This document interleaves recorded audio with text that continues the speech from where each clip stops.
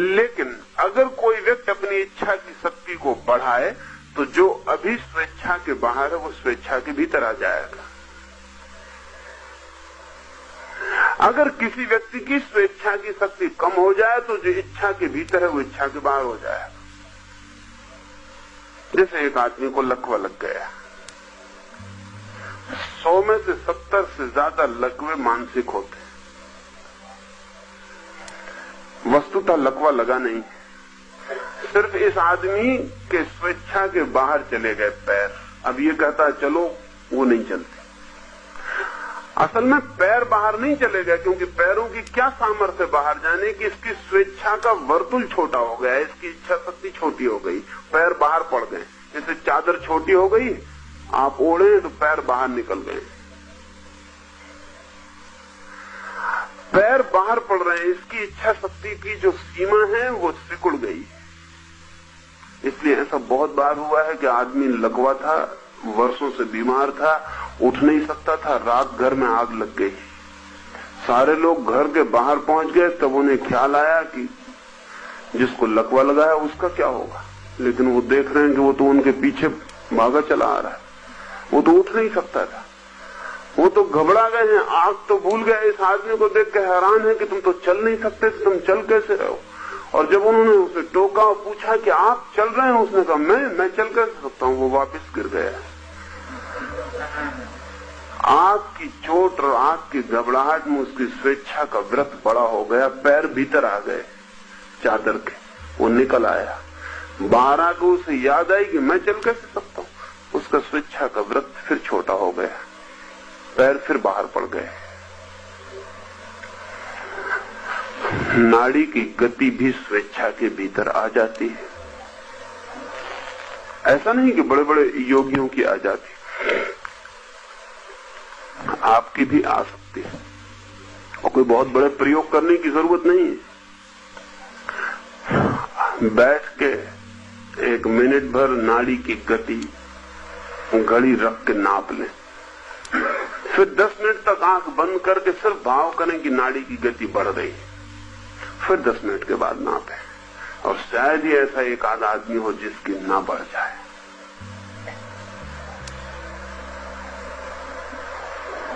इसलिए डॉक्टर जब आपकी नाड़ी नापता है तो वो उतनी कभी नहीं होती जितनी थी। डॉक्टर का हाथ पकड़ते से घबराहट आपकी बढ़ गई होती, और जैसे डॉक्टर देखता आप अस्त व्यस्त हो गए होते, नाड़ी ज्यादा हो जाती, और अगर लेडी डॉक्टर है तो और ज्यादा हो जाए, और घबराहट बढ़ गई।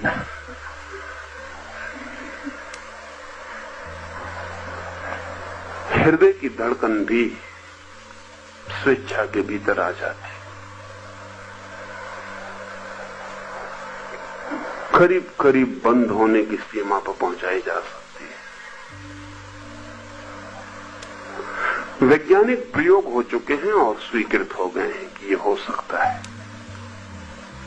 आज से कोई 40 साल पहले बंबई मेडिकल कॉलेज में ही ब्रह्म योगी नाम के व्यक्ति ने हृदय की सारी गति को बंद करके डॉक्टरों को चकित कर दिया था। फिर ऑक्सफोर्ड में भी उसने प्रयोग किया, फिर कलकत्ता यूनिवर्सिटी में भी प्रयोग किया। वो 3 काम कर सकते थे। नाड़ी बिल्कुल बंद कर लेते थे, न केवल नाड़ी बंद कर लेते थे, बल्कि अगर उनकी रक्त वाहिनी नस को काट दिया जाए तो जब तक वो कहता तब तक खून गिरता, और जब वो कहता तो रुक जाओ तो खून वहीं ठहर जाता। फिर एक बूंद खून उसकी कटी हुई नस से बाहर नहीं निकल सकता था।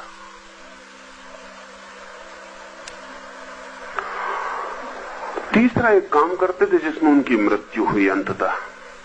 वो किसी भी तरह का जहर ले लेते थे और आधा घंटे बाद उस जहर को शरीर के बाहर निकाल देते थे। जहर ली हुई हालत में उनके पेट के बहुत एक्सरे लिए गए। जब तक वो आज्ञा न दें तब तक उनके शरीर का कोई रस, कोई खून उस जहर से मिलता नहीं था। दोनों तो फासला बना रहता था, बीच में एक गैप बना रहता था। लेकिन रंगून में उनकी मृत्यु हुई। रंगून यूनिवर्सिटी में उन्होंने प्रयोग किया और जिस कार में बैठ के वे घर की तरफ चले, वो आधा घंटे से ज्यादा की उनकी सामर्थ्य नहीं थी। वो कार रास्ते में दुर्घटनाग्रस्त हो गई और घर पहुंचते पहुंचते उन्हें 45 मिनट लग गए। वो घर बेहोश पहुंचे, क्योंकि 30 मिनट तक उनके संकल्प के व्रत के बाहर रख सकते थे जहर को। 30 मिनट का अभ्यास था, 30 मिनट चूक गए। 15 मिनट के लिए जहर को स्वेच्छा के भीतर पहुंचने का मौका मिल गया, वो प्रवेश कर गया। लेकिन हमारे शरीर का ऐसा कोई हिस्सा नहीं है जो इच्छा के भीतर न लाया जा सके, और ऐसा भी कोई हिस्सा नहीं है जो इच्छा के बाहर न जा सके। ये दोनों घटनाएं घट सकती। स्वेच्छा से मृत्यु भी इसका गहरा प्रयोग है। वो इस बात का प्रयोग है कि हम संकल्प पूर्वक अपने प्राण की ऊर्जा को सिकोड़ रहे हैं। ध्यान में रखने की बात यह है कि संकल्प अगर पूरा हो तो ऊर्जा सिकुड़ेगी ही, कोई उपाय नहीं है उसके पास। असल में हमारी जो जीवन ऊर्जा फैली है वो भी संकल्प का ही फल है। वैज्ञानिक कहते हैं कि जहां आपकी आंखें हैं, आमतौर से हम सोचते हैं कि चूंकि यहां आंखें हैं इसलिए हम देख लेते हैं, लेकिन वैज्ञानिक कहते हैं कि सच्चाई उल्टी है। क्योंकि हम यहां से देखना चाहते हैं इसलिए यहां आंखें पैदा हो गई हैं। अन्यथा आंख की चमड़ी में और हाथ की चमड़ी में कोई बुनियादी फर्क नहीं है। आंख पर भी जो है वो चमड़ी है, लेकिन वो चमड़ी देखने वाली पारदर्शी हो गई है। वही चमड़ी नाक पर है, लेकिन वो चमड़ी सूंघने वाली है, उसका पारदर्शी होना सूंघने की दिशा में हो गया। कान पर भी वही चमड़ी, वही हड्डियां हैं, वही तत्व है, लेकिन वे सुनने वाले हो गए। ये भी हमारे संकल्प के ही परिणाम है। करोड़ों वर्षों में, लाखों वर्षों में हमने जो संकल्प किया है वो फलित हो गया। एक व्यक्ति का संकल्प नहीं है, कलेक्टिव विल है, समूह संकल्प है। पीढ़ी दर पीढ़ी ऐसा होता रहा है, वो संकल्प फलित हो गया।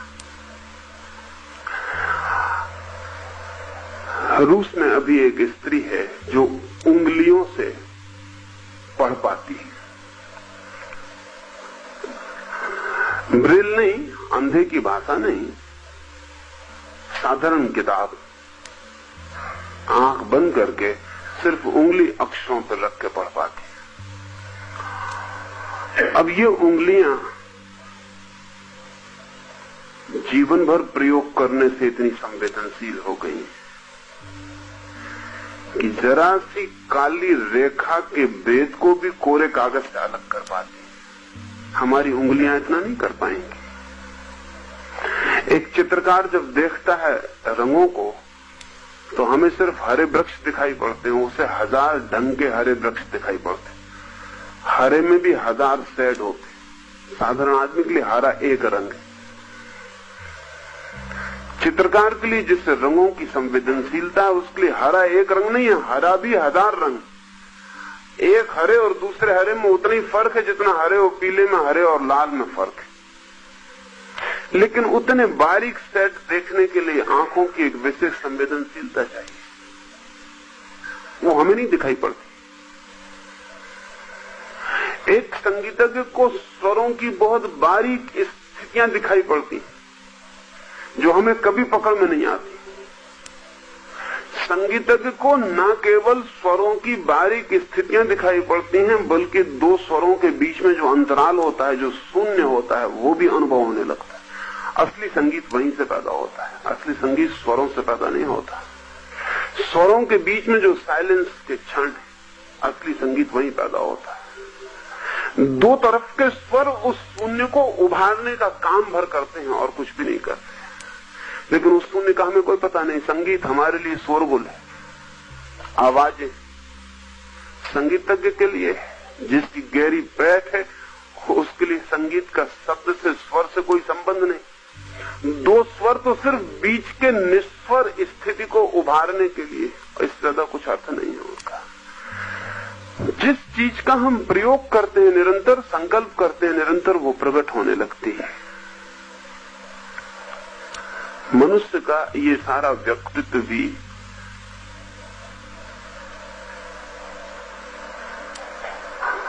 पक्षियों का, पौधों का, पशुओं का सारा व्यक्तित्व उनके संकल्प का ही फल है।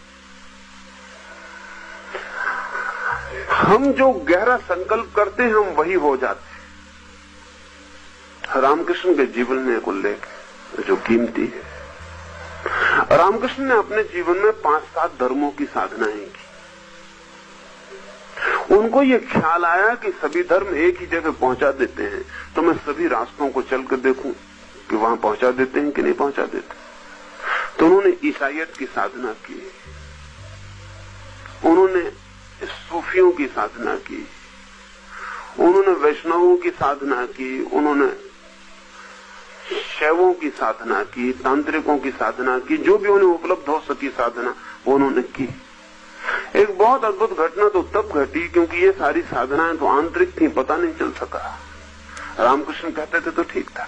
जब रामकृष्ण सूफियों की साधना करते थे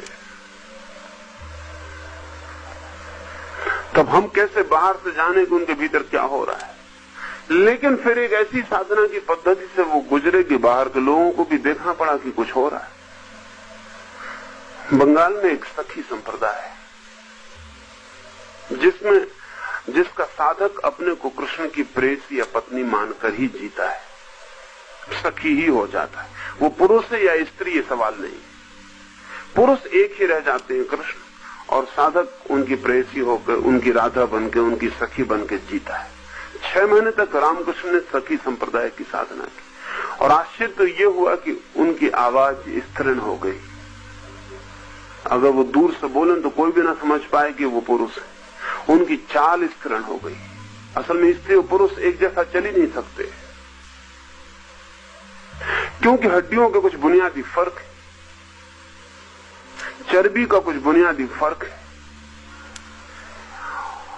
स्त्री को चूंकि पेट में बच्चे को रखना है इसलिए उसके पेट में एक विशेष जगह है जो पुरुष के पास नहीं है, इसलिए उन दोनों की चाल में फर्क हो जाता है, उनके पैर अलग ढंग से पड़ते हैं। कोई स्त्री कितनी ही संभल के चले उसका चलना कभी पुरुष जैसा नहीं हो सकता। स्त्री कभी पुरुष जैसा नहीं दौड़ सकती, कोई उपाय नहीं, उसके ढांचे का भेद है।